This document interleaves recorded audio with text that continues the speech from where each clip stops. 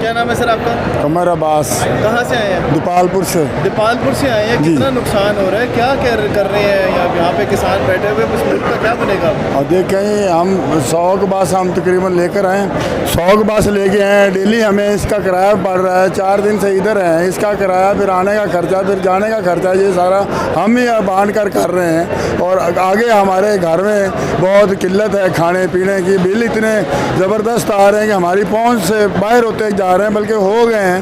آگے 4 اب آگے 10 روپے فی یونٹ تھا، اب ہمیں 30 40 50 تک فی یونٹ 12 کا آتا ہے۔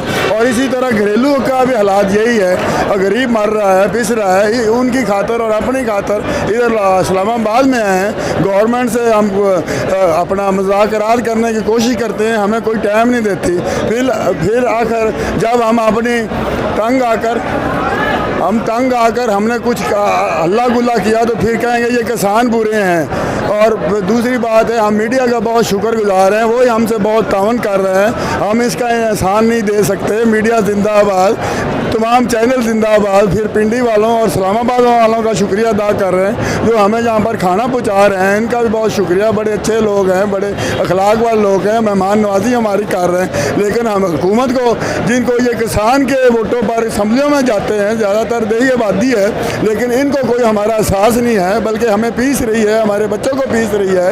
ان کو کوئی عقل کرنی چاہیے، ہمارا درد رکھنا چاہیے۔ ہم جو ان کو کما کر سبزیاں، دودھ، اجناس اتنا کچھ دیتے ہیں، اور ان کا جو ریٹ ہوتا ہے ان کا ہوتا ہے، ہمارا نہیں ہوتا۔ ہم اگر کھاد لیتے ہیں تو ان کا ہوتا ہے، بجلی کا بل کا ریٹ بھی ان کا ہے، ہمارا نہیں۔ ہم تو کہتے ہیں ہمیں 10 روپے یا 8 روپے فی یونٹ لگایا جائے، لیکن یہ ہمیں 30 40 50 تک ہم پر انتہائی ظلم کر رہے ہیں۔ ان سے ہماری ریکویسٹ ہے، مہربانی ہے کہ ہمیں جینے دو، اور خود بھی جیو، اور ملک کی بھی بھاگ دوڑ اچھے طریقے سے ہو، اور ملک پاکستان ترقی کرے۔ آگے قرضوں میں ڈوبا ہوا ہے، اگر ہمیں کچھ کریں گے تو ہم سارا قرضہ بھی اتار سکتے ہیں اپنے ملک کا۔ ہماری فوج ہمارے سرحدوں کی حفاظت کرتی ہے، ہم پر جان نشاور کرتی ہے، ہم ان کے جانشین ہیں، ہم ان کو قدر سے دیکھتے ہیں اور فوج کو سلام کرتے ہیں۔ اور یہ پاکستان کے پولیس والے ادارے بھی اپنے ہیں، ہم ان کی بھی قدر کرتے ہیں۔ لیکن یہ حکومت کے کہنے پر ہم پر لاٹھی چارج بھی کرتے ہیں، شیلنگ بھی کرتے ہیں، جو ان کو نہیں کرنی چاہیے۔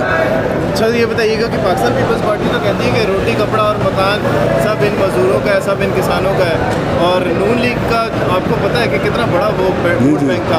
اب کیا نظر آ رہا ہے آپ کو، یہ پی ڈی ایم کی جماعتیں اب کس حد پہ آ کے رکی ہوئی ہیں؟ دیکھیں جو یہ پیپلز پارٹی کا جو تھا نا نعرہ، روٹی کپڑا مکان، اب میں کہتا ہوں جب سے زرداری صاحب آئے نا، اب یہ نعرہ الٹ ہو گیا ہے، روٹی کپڑا سب ویران، روٹی کپڑا سب ویران۔ جو یہ نون لیگ والے ہیں نا، یہ بھی شیر نے، ان کا نشان شیر ہے، یہ بھی ہمیں پنجوں سے نوچ رہے ہیں، پنجوں سے۔ جیسے ہمارے پشوؤں کو، جانوروں کو چچڑ نہیں لایا جاتا، ان کا خون چوس لیتے ہیں، اسی طرح یہ اب ہمیں چچڑ لگ گئے۔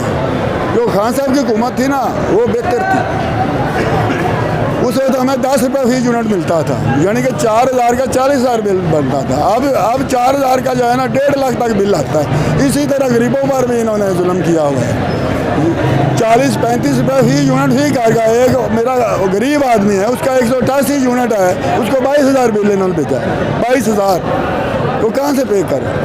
20,000 اس کی آمدنی ہے، اور مہینے کا بل ہے نا گھر کا وہ 22,000 ہے، تو کہاں سے پے کرے؟ بچوں کو کھلائے گا، بجلی سے۔ Thank you sir.